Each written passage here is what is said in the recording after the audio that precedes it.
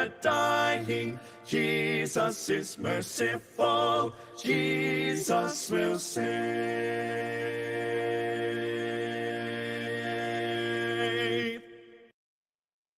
Jesus, keep me near the cross, there a precious fountain, free to all a healing stream, flows from Calvary's mountain.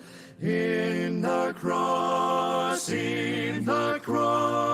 be my glory ever, till my raptured soul shall find rest beyond the river. Near the cross a trembling soul, love and mercy found me. There the bright and morning star sheds its beams around me. In the cross, be my glory ever, till my raptured soul shall find rest beyond the river. Near the cross, O Lamb of God, bring its scenes before me. Help me walk from day to day, with its shadow o'er me. In the cross, be my glory ever, till my raptured soul shall find rest beyond the river. Near the cross I'll watch and wait, hoping, trusting ever. 7 o'clock na po. Isang mapagpalang gabi po sa inyong lahat. Welcome po sa ating Seek for Hope meeting virtual. Ako po si Ate Cheryl, ang inyong lingkod ngayong gabi. Halina't sabay-sabay po nating tunghayan, isang oras sa may awit, patotoo at mensahe ang hatid ng ating gawain. Purihin po ang Panginoon. Lagi po tayo may mga bisita. Kaya salamat po sa ating mga kapatid na walang sawang nagpapasa ng link para ibahagi sa inyong mga mahal sa buhay, bagong kakilala, classmate, at katrabaho. Kaya kung kayo po ay bisita tonight, kayo po ay ini-encourage namin kung kayo po ay mapapagpala sa inyong mapapakinggan, makiisa rin po kayo sa pag-send ng ating link upang mas marami pa ang makapakinig ng mabuting balita na hatid ng ating Hope Meeting. Maaari din mabalikan ang ating mga gawain. Meron po tayong Facebook group at ini-encourage po namin kayo na kung hindi pa po kayo kabilang, mag-join po kayo. Ang pangalan po niyan ay C for Hope Meetings Group. Kung kayo pa ay may mga katanungan, willing po kami para sagutin yan. Mag-comment din po kayo at ang inyong prayer request, kagalakan din po na isama namin kayo sa aming mga pananalangin. At kung kayo naman po ay hindi nagmamadali, mamaya, meron po tayong breakout sessions na ginagawa. Kaya mangyari po na kayo po ay manatili at mag-join para po makibahagi sa ating ginagawang breakout sessions. Lagi po tayo nagsisimula sa pagbasa ng kanyang mga salita. Sabi po sa aklat ng Hebreo, Kabanatang 6, mga talatang 18 hanggang 19, hindi nagbabago at hindi man lang nagsisinungaling ang Diyos. Kaya tayong nakatagpo ng kanyang kalinga ay panatag ang loob na umaasa sa mga pangako niya. Ang pag-asang ito ang siyang matibay at matatag na angkla ng ating buhay. Purihin ang Panginoon sa kanyang mga salita. At ngayon naman po, hinihilingan ko po ang ating SAFOR Chairman, Kuya Johnny Mabilangan, para po sa kanyang pagbati. Magandang gabi po sa inyong lahat.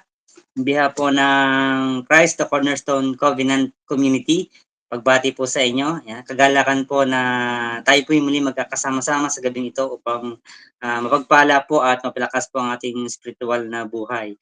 Salamat po sa inyong presensya. Ito po ay isang pagpapakita ng inyong pagsuporta po at patuloy na nagnanais na maparangalan at higit na makilala ang ating Panginoon. Kaya muli po, mapagpalang gabi po sa inyong lahat.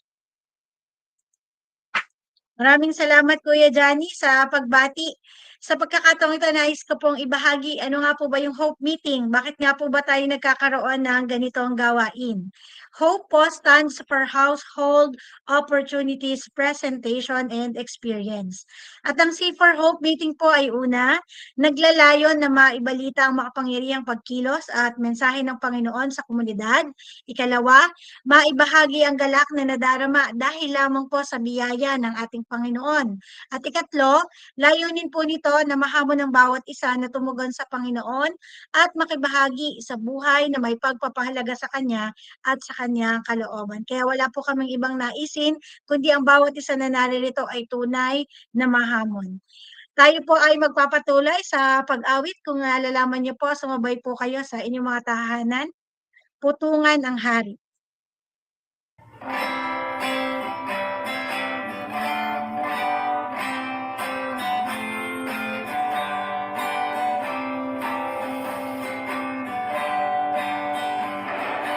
Hari ay putungan, si Kristong Kordero. Pakinggan ang hukbo ng anghel na nag-aawitan. Siya ang Panginoon at manunubos ko.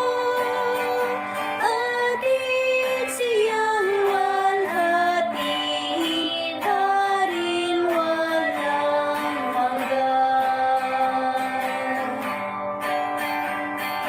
Kristong anak ng Diyos, ating dakilain. Pagliligtas niya'y ipahayag sa sangkatauhan. Naghirap siya sa krus nang dahil sa atin. Bawat manalig sa Kanya ay may kaligtasan. Si Kristo ang Hari, nagbibigay buhay. Sa libingan siya'y nagtagumpay, pustos ng luwalhati. Ngayon'y nakaluklok sa tronong marangal. Walang hanggan tayong kasama niyang maghahari.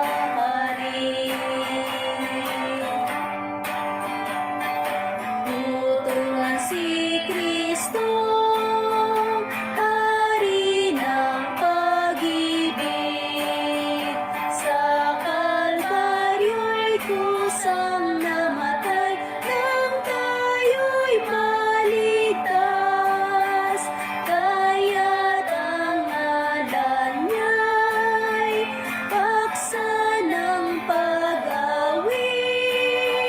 Kalwalhatian niyang taglay ay di magwawakas.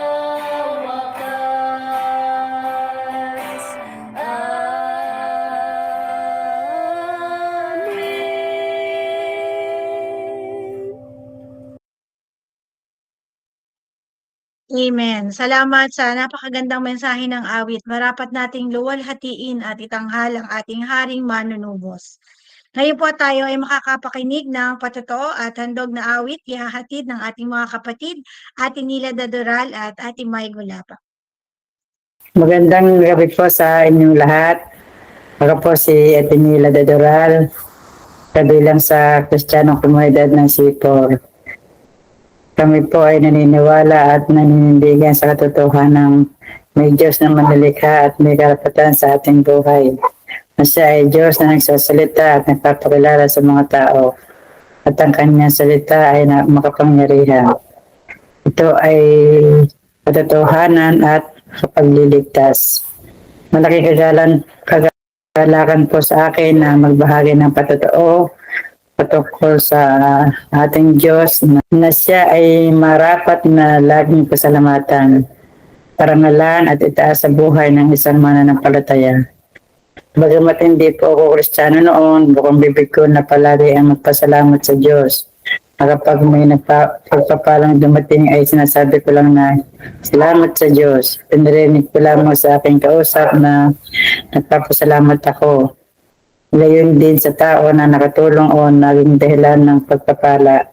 At kapag may problema at pagsubok na dumarating sa akin, sa mga tao ko humihingi ng payo, at kapag nalutas ang problema na iyon ay walang katapos po sa salamat ng ginagawa ko at tinatanaw itong malaking utang na loob sa kanila na nakatulong sa aking problema. Nalaman ko na mali ito dahil nakita ko sa salita ng Diyos at sa mga natutunan sa mga pag-aaral sa komunidad na malaking tulong ang ginagawang Bible School sa komunidad dahil ang mga tanong ko at sa aking isip ay nasagot dito. At sa pag-aaral, natutunan ko na unahin lagi ang magpasalamat sa Diyos. Sa pagising pa lang sa umaga, ang kanyang pagpapala ay nararanasan na dahil sa pag-iingat niya sa magdamag at sa nagising kinabukasan. Ngunit hindi lamang sa pagpapala ang pinagpapasalamat ko, maging ang mga pagsubok na dumarating. Dahil dito ay lalo akong lumalapit sa kanya, nagtitiwala at alam ko na siya ang gagawa para sa akin. Hindi lang sa salita at maging bukang bibig, dapat gawin na pasasalamat sa Panginoon, maging paraan din ang pasasalamat sa Panginoon ang gamitin ang buhay ko sa iba't ibang gawain sa komunidad. Umabot ang iba at ang mga mahal sa buhay na wala pang pagkakilala sa Panginoon. Subalit marami pa rin hamon sa buhay. Isang malaking pagsubok sa aking pagiging Kristiyano na patuloy ko rin nararanasan na ngayon ay ang napakahirap na mailapit sa Panginoon ang aking inaabot dahil sa katigasan ng puso. Ang lagi kong pinaghahawakan ng salita ay ang makita sa Santiago 1:2 mga kapatid. Magdala kayo kapag kayo dumaranas ng iba't ibang pagsubok sapagkat alam ninyo na lalong nagiging matatag ang inyong pananampalataya matapos niyong mapagtagumpayan ng mga pagsubok na yan. At ang pagiging matatag ay dapat magdulot ng mabuting resulta upang kayo maging ganap at walang kakulangan. Ang mga pagsubok pala ay may layunin na palakasin ang pananampalataya at magdulot ng pagiging matatag sa mga mananampalataya. Naging mapagpasalamat ako sa Diyos, isang dapat laging itataas at nabibigyan karangalan sa lahat ng aspeto ng buhay. Ang biyayang lakas, ang mga pagpapalang nagbuhat sa Kanya ay dapat na laging ibalik sa Diyos. Higit sa lahat, dapat na pagpapasalamat sa Panginoong Jesucristo dahil sa Kanya na sa simula't-simula pa ang pagpapala ay naroon na. Pagpapala ang handog niyang buhay upang ako'y tubusin sa aking mga kasalanan sa pamamagitan ng Kanyang dugo. Sa aking malaking pagkakamali, hindi siya nang hinayang upang ang Kanyang buhay ipagkaloob sa mga kasalanang tulad ko. Salamat sa mga karanasan at mga kamalian na sa biyaya ng Panginoon ay napagtagumpayan. Ang buhay ay maiksi lamang, kaya naman ang dalangin ko sa Panginoon ay hindi ako mawalay sa Kanya. Patuloy na saliksikin ang Kanyang mga salita, patatagin palagi ang aking pananampalataya sa Panginoong Jesucristo, laging isaisip na ang lahat ng darating na mga pagsubok ay mapagtatagumpayan, nangayon pa rin sa Kanyang kalooban. Ang hamon ko po sa bawat isa, ano man ang dumating sa ating buhay, pagpapalaman o pagsubok, laging ipagpasalamat ito sa Panginoon. Sa awit 107:1, magpasalamat kayo sa Panginoon sapagkat siya ay mabuti at ang Kanyang pag-ibig ay walang hanggan. At sa unang Tesalonica 5:18, sa lahat ng mga bagay, magpapasalamat kayo sapagkat ito ang kalooban ng Diyos sa inyo tungkol kay Kristo Jesus. Ang pasasalamat ay makapagbibigay ng pag-asa at pag-ibig sa Diyos at makapagpapalalim na relasyon sa Kanya. Dalayan ko po na gamitin ng Diyos ang aking patutuo nito upang magbigay hamon at mapagpala sa inyo at sa lahat ng nakakapakinig.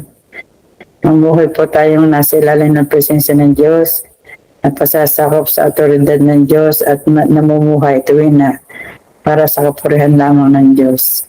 Soli Deo Gloria.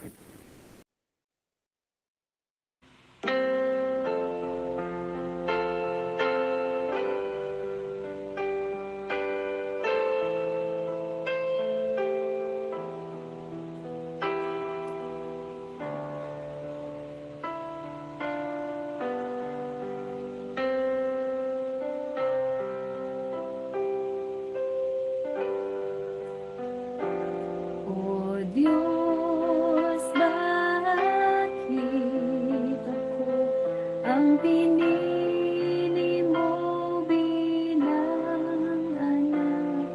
Batid mo ang aking buhay.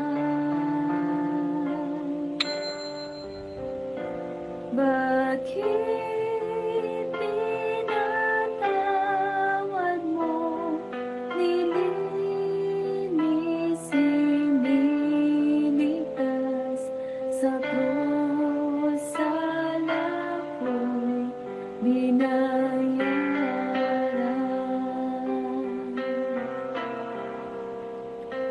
Sa bawat araw, O Diyos, tulungan mo nga ako. Ang utos mo'y aking susundin.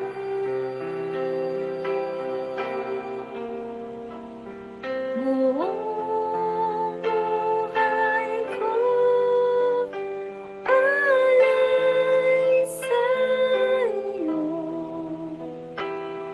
hanggang sa langit dumating.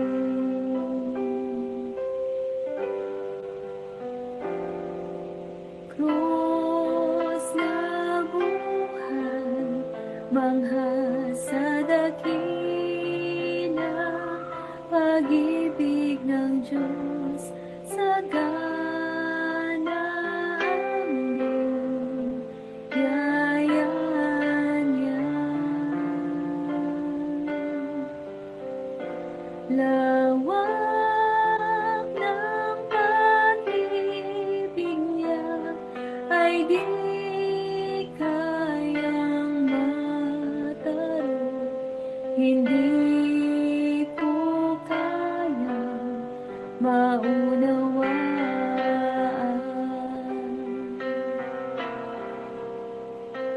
Sa bawat araw, O Diyos, tulungan mo nga ako. Ang utos mo'y aking susundin.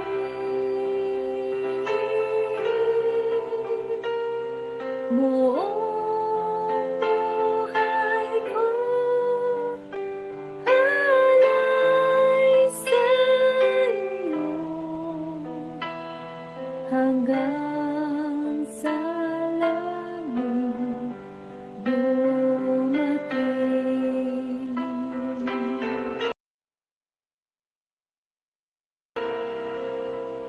Sa bawat araw, O Diyos, tulungan mo nga ako. Ang utos mo'y aking susundin.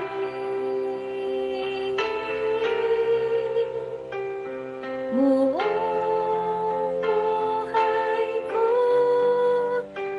alay sa'yo hanggang sa langit dumating. Hanggang sa langit dumating.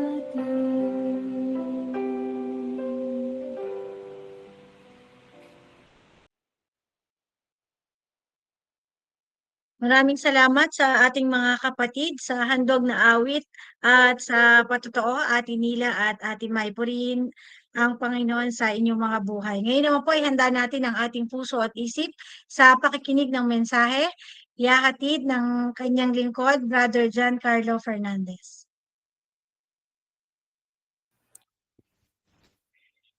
Magandang gabi po sa bawat isa. Purihin po ang Panginoon sa oras na ito dahil sa ating kalagitnaan ay walang ibang naitaas kundi siya lamang. Salamat po sa bawat isa na nakabahagi ngayong gabi sa matagal nang dumadalo at maging sa mga bisita na first time na dumalo po dito po sa ating gawain. Dalangin po namin yung mga bisita na sana po ay hindi ito yung unang beses na kayo po ay makadalo. Po. Salamat po sa patotoo ni Ate Nila sa kanyang naging buhay kung paano kumilos ang Panginoon. Nabanggit niya na bahagi ng ating pananampalataya ang mga pagsubok at lagi niyang nababanggit sa kanyang patotoo, gawin itong pasasalamat sa Diyos. Dahil mapapagtagumpayan ito sa biyaya at habag ng Diyos. Tunay po ito, at tanging sa Diyos lamang po tayo dapat na magtiwala at sa Diyos po lamang tayo na umasa sa panahon ng ating mga pagsubok. At gayon din po, salamat kay Ate Mai para sa kanyang mensahe ng awit. Ang Diyos po ang pumili at hindi tayo ang pumili sa Diyos. Dahil kung tayo ang pumili sa Diyos, tayo po ay hindi magiging karapat-dapat dahil tayo ay makasalanan. Kaya sa pamamagitan ng Panginoong Hesus at doon sa krus ng Kalbaryo ay ipakita po natin bilang tugon yung pagsunod ng isang buhay na nakalulugod po sa ating Panginoon. Salamat po mga kapatid sa inyo pong mga naging bahagi ngayong gabi. Sa atin pong pagpapasimula ng ating sama-samang pag-aaral ng kanyang salita, tayo po ay sama-samang dumulog at manalangin sa ating Panginoon. Tayo po ay manalangin. Aming Amang Diyos, salamat po sa pagkakataon na ito. Kami po ay muling magkakasama-sama upang mahamon sa patotoo, sa mensahe at maging sa mga awit po na narinig ngayong gabi. Bigyan niyo po kami ng karunungan. Tulungan niyo po kaming maunawaan ang mensahe na mababanggit at maibabahagi ngayong gabi. Dalangin ko po, Panginoon, na ang Hope Meeting ay maging isang tulay para makakilala mga taong hindi pa nakakilala sa iyo, Panginoon. At sa mga bisita po namin, kayo po ang siyang humipo sa kanilang mga puso, sa kanilang mga isipan na maunawaan ang mensahe na ito. At gayon din po para sa mga kapatid na di pa naabot ng gawain na ito, dalangin po namin na ang mga link ay maipasa sa kanila sa tulong din ng aming mga kapatid at pahalagahan ang gawain po na ito, Panginoon. Salamat, Ama, sa inyo po namin ipinagkakatiwala ang gabi na ito sa makapangyarihang pangalan po ng aming Panginoong Hesus. Amen. Sa ating pong pagpapasimula ay nais ko po magsimula sa isang katanungan at sagutin po natin ito ng personal o habang nasa ating mga tahanan. Ano ang mga humahadlang sa iyo sa pagkakilala sa Panginoong Hesus? Uulitin ko po. Ano ang humahadlang sa iyo sa pagkakilala sa Panginoong Hesus? Iba-iba po ang nagiging karanasan ng bawat isa depende sa paniniwala ng kanyang nakagisnan at marami sa mga ito ang nagiging pundasyon ng kanyang paniniwala. Pero malinaw sa atin na ito ay maaaring mabago una sa tulong ng banal na Espiritu at sa ating magiging tugon. Pagkatapos po nating makita at malaman ang mabuting balita. Kaya sa atin pong annual team, patuloy po nating tinatalakay the sovereign power of Almighty at works in the community, all for His glory. Nahayag po ang kaluwalhatian ng Diyos, hindi lamang sa kanyang mga nilikha, mga creation na kanyang ginawa dito sa ating mundo, kundi nahayag ang kaluwalhatian ng Diyos maging sa kanyang komunidad. At dapat na makita sa bawat komunidad na talagang ang kaluwalhatian ng Diyos ay nahahayag. At sa atin pong timbers, sa awit 71:16, I will come and proclaim your mighty acts, Sovereign Lord. I will proclaim your righteous, yours alone. Sa Tagalog po, pagkat ikaw, Panginoong Yahweh, malakas at makatwiran, ihahayag ko sa madla katangiang iyo lamang. Ang pagkilos po ng Diyos ay dapat na maihayag at hindi dapat ito itago. Bilang mga mananampalataya, may tungkulin na ito ay ibahagi sa iba. Ngayon pong gabi atin pong sama-samang tignan at pag-usapan the Messiah who came for His people. Yan, the Messiah who came for His people. May malinaw po na kapahayagan mula sa bagong lumang tipan na ipinakita ang isang anino na maging malinaw pagdating ng bagong tipan. Ang lahat po ay natupad ayon sa plano at kalooban ng Diyos. Pagdating ng Panginoong Hesus ay hindi po nawala ng saysay para sa mga taong naniniwala at nananalig sa Kanya. Ngunit para sa mga mababaw ang pagkakilala at hindi pinapahalagahan ng Panginoong Hesus, ito po ay baliwala. Kaya bilang Mesiya at ang nagligtas sa atin sa kasalanan, siya ay may otoridad sa ating buhay, lalo na ang mga taong nananalig at nagtitiwala sa Kanya. Hindi natin maaari pong isipin o sabihin na ang Diyos ay walang pakialam dahil sa umpisa pa lang ang Diyos na ang gumawa ng isang solusyon kung paano malulutas ang ating problema.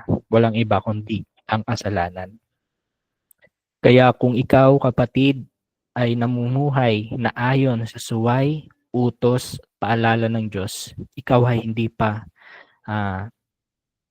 kung ikaw ay namumuhay na sumusuway at hindi sumusunod sa kanyang kalooban, baka hindi pa totoong nananalig at nagtitiwala sa Kanya. Kaya ang pagtanggap at pagkilala sa ating sarili na mahina at walang magagawa ay nagpapakita po lamang ng isang puso na nagpapakumbaba at nagpapasakop sa ating Diyos. Kaya ngayon pong gabi atin pong tignan ang proper response to the Lordship of Christ o ang tamang tugon sa pagka-Panginoon ng pagka-Panginoon ni Jesus na Mesiyas. Yan. Marami pong nag-aakala na kapag tinanggap ang Panginoong Jesus at nanalig sa Kanya, ay wala na silang gagawin. Mali po ito. Ang ganito pong pananaw, ang ating pagkilala at pagtanggap sa pagiging Diyos ng ating Panginoong Hesus ay pagtanggap na siya ay may otoridad sa ating buhay. Hindi po pampaganda lang ang Panginoong Hesus na kung saan kapag tinanggap natin siya, tayo po ay yayaman, tayo po ay gagaling sa karamdaman, tayo po ay hindi na makakaranas ng problema. Lahat pong ito ay kaya naman ibigay ng Diyos. Pero hindi po dapat dito umikot yung ating paniniwala dahil sa mga ito Kaya ang tanong, hinahayaan mo ba ang Diyos bilang may otoridad sa iyong buhay? Hinahayaan mo ba ang Diyos bilang na may otoridad sa iyong buhay? Tayo po ay may kanya-kanyang pag-uugali at walang may pagmamalaki ang bawat isa. Hindi niya pwedeng sabihin na siya ay perpekto. Tayo po ay may kahinaan na nakikita pa rin sa ating buhay. Ang pagbabago ay hindi agad-agad po na nagaganap. Ito po ay kumakain ng oras at panahon at tanging sa habag at biyaya ng ating Diyos, ito po ay ating mapapagtagumpayan. At kung hahayaan natin ng Diyos ang siyang maging paalala sa atin sa pamamagitan ng kanyang salita at pagpapasakop. Ngayon pong gabi, atin pong tignan ang teksto po na ating pag-aaralan na makikita sa Juan chapter 4 verse 43 to 54. Akin pong babasahin at subaybayan niyo po sa inyong mga screen. Or kung may hawak po kayong mga Biblia, ay maaari niyo rin pong buksan. Juan 4:43 to 54. Pagkaraan ng 2 araw, bumalik si Jesus sa Galilea. Si Jesus na rin ang nagpatotoo na ang isang propeta ay hindi iginagalang sa sarili nitong bayan. Pagdating niya sa Galilea, ay mabuti ang pagtanggap sa kanya ng mga taga roon, sapagkat nasa Jerusalem din sila noong pista ng Paskwa at nakita nila ang lahat ng kanyang ginawa roon. Nagpunta muli si Jesus sa Kana sa Galilea, kung saan ginawa niyang alak ang tubig.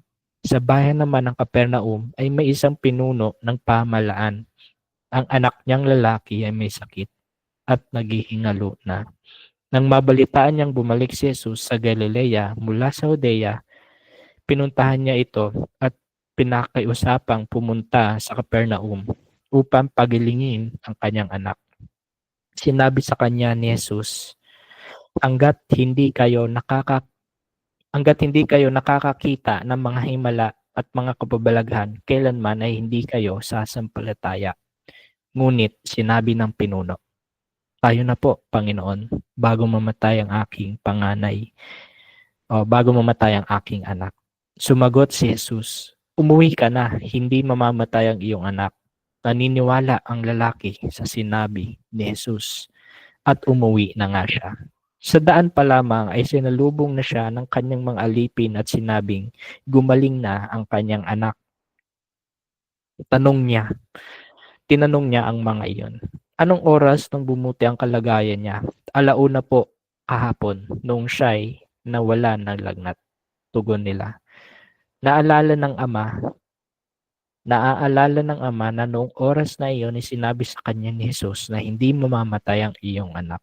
Kaya't siya at ang kanyang buong sambahayan ay sumampalataya kay Jesus. Ito ang pangalawang himalang ginawa ni Jesus sa Galilea, pagkagaling mula sa Judea. Ayan, purihin po ang Panginoon sa pagbabasa ng kanyang mga salita. Ang talata pong ito ay merong gustong ipakita sa bawat isa sa atin.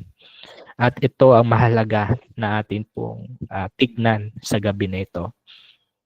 Ang pananampalataya at pagpapakita ng kanyang banal na kapangyarihan. So ano po yung magiging tugon o response to the Lordship of Messiah? Una, come to the Christ with humble heart.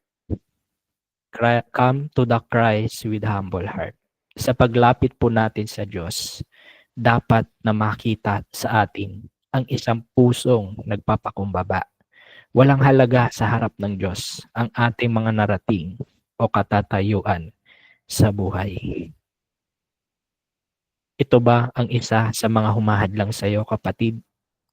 Ito ba ang isa kung bakit nahihirapang sumampalataya sa Diyos? Merong mga hinahawakan, merong minamahal na kataasan, mga pride. Ito po ay hindi makakabuti. Ito po ay makakaapekto sa pagkakilala natin sa Diyos. Sabi po dito sa talata, nagpakumbaba. Kaya tayo po bilang mga mahina at walang magagawa, may tungkulin tayo magpakumbaba at walang halaga sa harapan ng Diyos yung mga iniingatan nating mga material na bagay.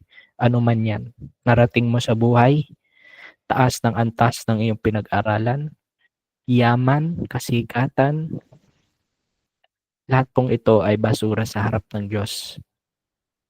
Kung ikaw ay lalapit sa Diyos na nagpapakumbaba at kinikilala ang iyong sarili na mahina, ito ay isang magandang senyales na makilala ang ating Panginoong Hesus. Alisin po natin sa ating mga puso ang mga ganito katangian dahil ito po ay isang kasalanan o hindi po natin ito kayang panindigan dahil anumang oras maaaring kunin po ito ng ating Diyos.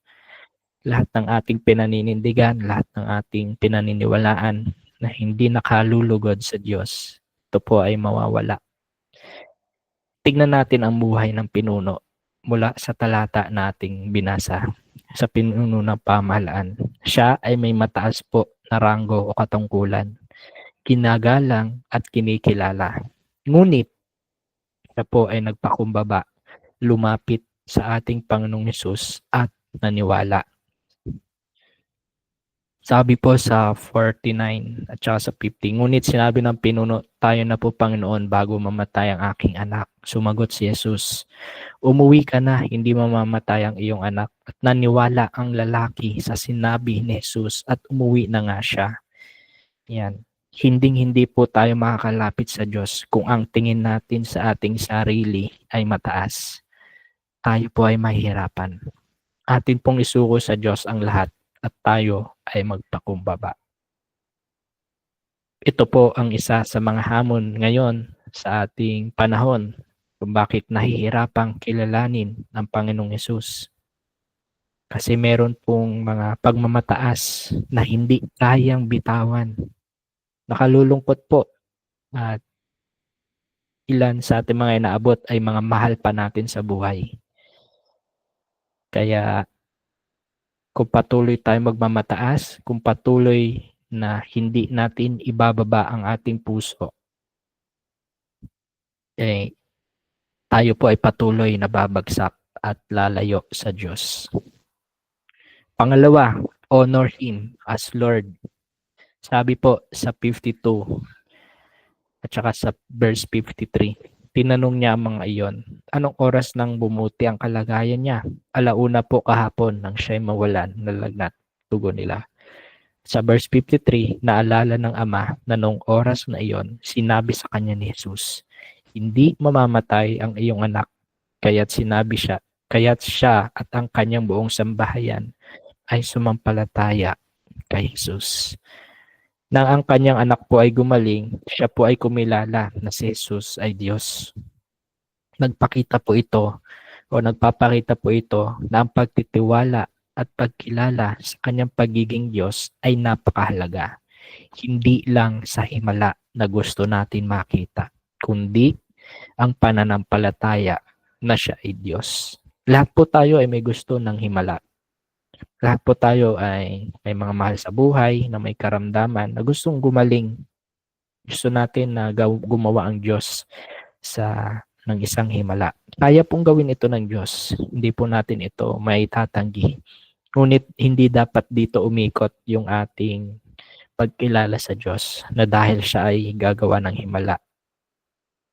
Isa sa magandang tugon din ay kilalanin ng Panginoong Hesus bilang Diyos at umasa sa kanyang gagawin kung ano man ang kanyang kalooban.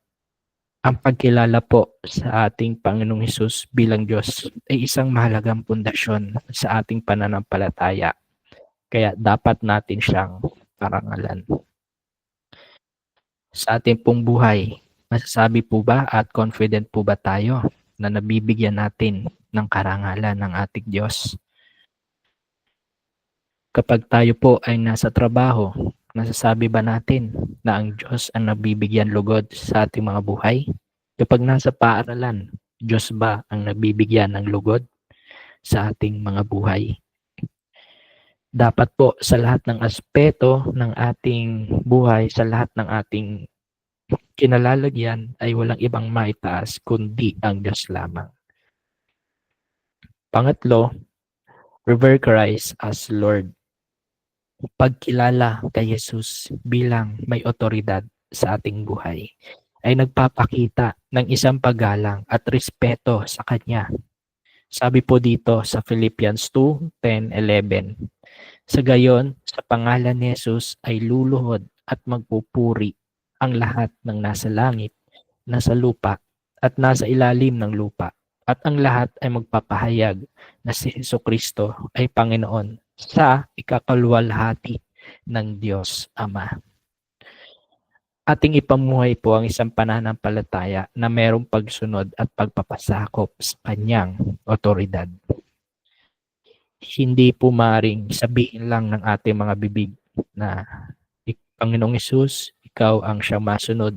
Pero kapag wala na sa church, ay hindi na nabibigyan ng lugod ang Diyos. Ano po? At parang normal lang sa ibang mga walang takot sa Diyos.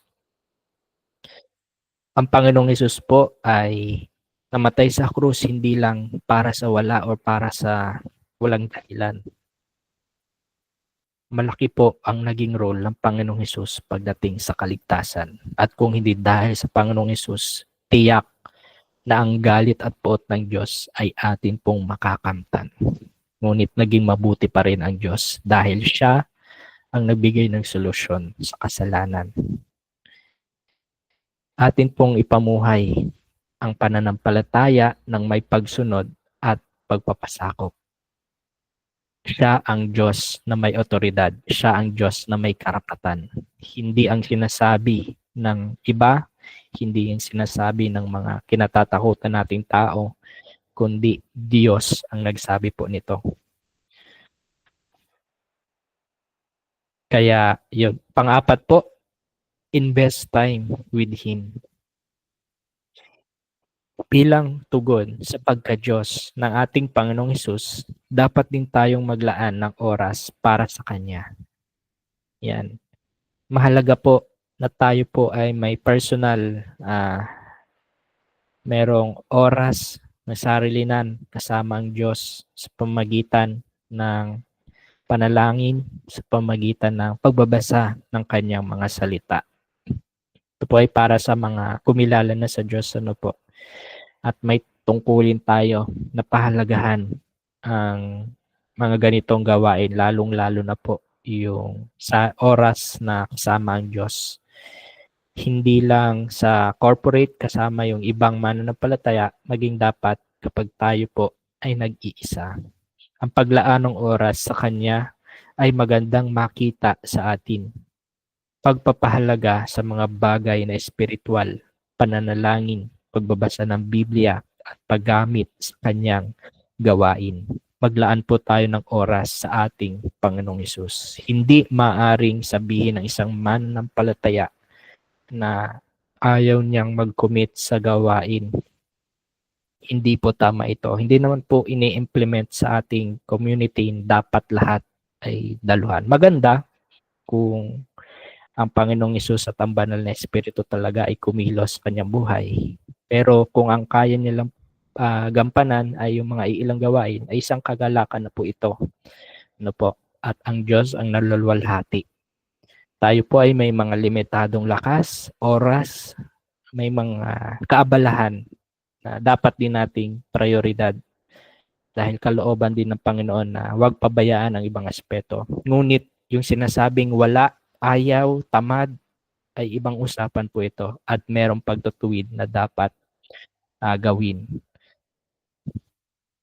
Ang paglalaan po ng oras sa Diyos ay napakahalaga dahil ito po ang magbibigay sa atin ng kapayapaan kapag tayo po ay humaharap na sa labas o kapag tayo ay humaharap na sa mga taong walang pagkakilala sa ating Diyos. Yung panglima, submit to Christ's authority. Marahil, ang pagpapasakop ay hindi basta-basta na madaling gawin, lalo na kung meron tayong pinaniniwalaan na hindi natin kayang bitawan o ating patuloy na pinaninindigan.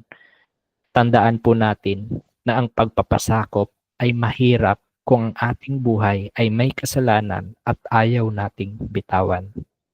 Ito po ang isa sa mga hamon sa bawat isa. Ang pagpapasakop ay mahirap gawin kung mayroong mga kasalanan na ayaw bitiwan. Kaya sa ating Lord's Table, patuloy po nating pinauulit-ulit na banggitin yung pang-apat na kriteria. Kung mayroong kasalanan na hindi mo kayang bitiwan, ay hindi ka maaaring makabahagi sa banal na hapunan. Bakit mahirap magpasakop sa otoridad ng Diyos? Sino ba talaga ang nasusunod? Diyos o ang iyong sarili? At dapat ba na laging sarili ang nasusunod? Tandaan po natin, anuman ang meron po tayo sa ating sarili ay buhat sa habag at biyaya ng Diyos. Wala po tayo may pagmamalaki. Kaya kung patuloy po nating ipamumuhay yung mga kasalanan at mga kagustuhan, mahirap po na makilala ang Panginoong Hesus kapag ganito po ang ating kalalagayan. At kung tayo man ay nagsasabing mananampalataya, ay mahihirapan po tayong lumalim ng relasyon sa ating Diyos.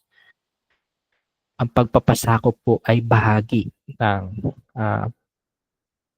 pagpapasakop ay tugon sa otoridad ng Diyos at dapat na tayo po ay maging disiplinado pagdating dito.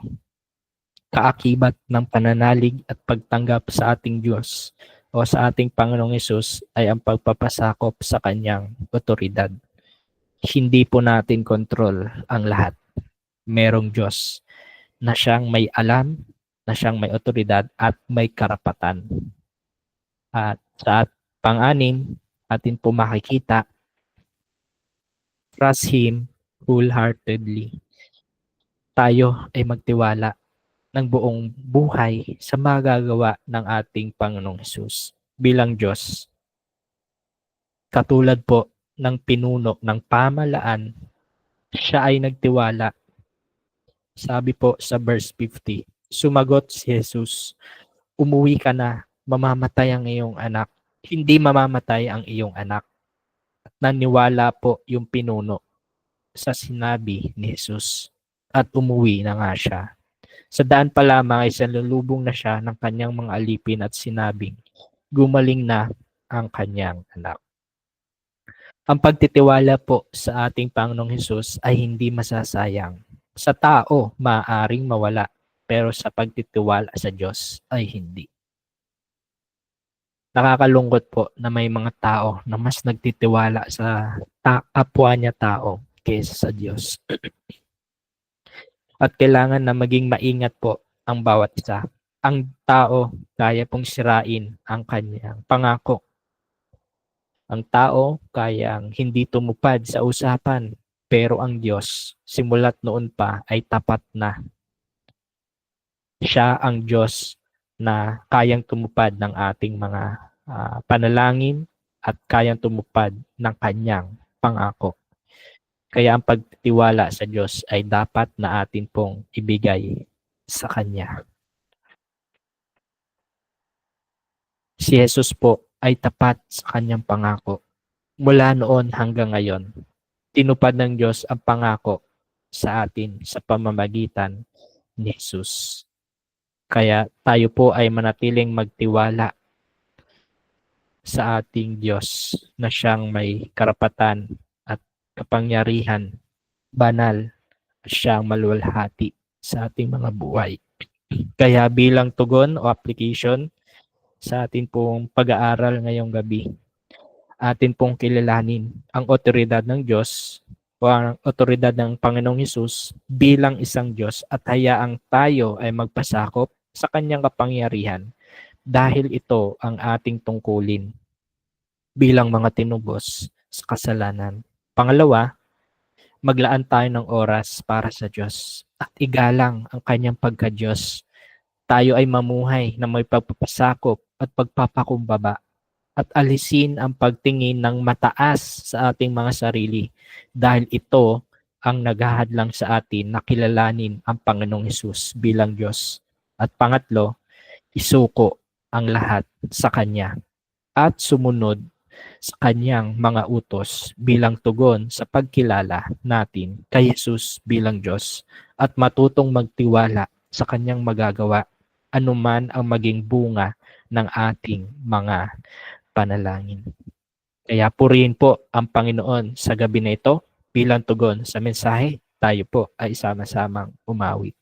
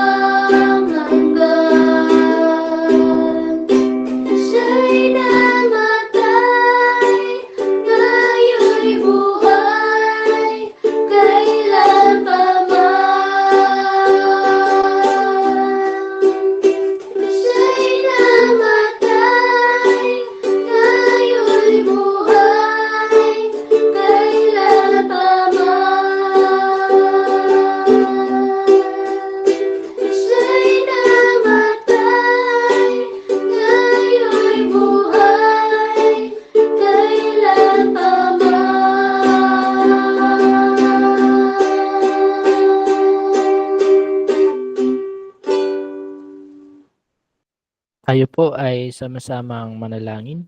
Aming Diyos, salamat po sa mensahe na na ibahagi ngayong gabi. Salamat sa paalala ng iyong mga salita. Tama lang na kami po ay makitaan ng pagpapasakop, pagpapakumbaba, pagpapagamit sa iyong gawain at pagtitiwala sa iyo. Tulungan niyo po kami na ang mga ito ay i-apply namin sa aming mga buhay upang patuloy po kaming lumago sa aming pananampalataya at patuloy na patawarin sa mga kasalanan na patuloy na nagagawa, mga kasalanan na ayaw bitawan, mga kasalanan na pinaninindigan. Dalangin po namin, Panginoon, na ang mga ito ay tuluyang ipagkatiwala sa iyo at hayaan na ikaw ang siyang kumilos sa amin. Salamat, Panginoon, sa iyong mga paalala na ito. Sa inyo po namin ipinagkakatiwala ang lahat ng ito sa makapangyarihang pangalan po ng aming Panginoong Hesus. Amen. Amen. Maraming salamat, Brother Carlos, sa iyong mensahe ngayong gabi. Tunay na nakakahamon. At dalangin nga po namin na ang bawat isa na naririto ay tunay na nahamon sa kanyang mga salita at masumpungan na may katapatan na ibinabahagi din naman sa iba. Nagpapasalamat po tayo sa ating mga kapatid na nagpagal at nagkaroon ng bahagi sa ating gawain. Salamat po kila Kuya Johnny, kay Ate Mai, kay Ate Nila, kay Kuya Carlo, at sa ating Pastor Rex. Baka po meron po sa inyo na nagnanais magpasalamat. Mag-comment po kayo, mag-raise hand, o kaya ay mag-chat sa ating chat box at babasahin po natin. Nagpapasalamat din po tayo sa patuloy na nanonood sa ating Facebook Live, sa ating mga kapatid, at ganoon din sa ating Google Meet. Ayan, kung wala po, tayo po ay mag-open cam para po sa ating picture taking. At kung kayo naman po ay hindi busy at nagnanais pa na manatili, meron po tayong breakout sessions, naka-group na po yan. Mag-click lang po kayo ng join pag nakita nyo po. Okay po, bibilang ako ng 3. 1, 2, 3. Isa pa po. 1, 2, 3. Salamat po sa bawat isa. Thank you po. God Salamat. bless. Magandang gabi. Thank you po. Magandang gabi sa lahat.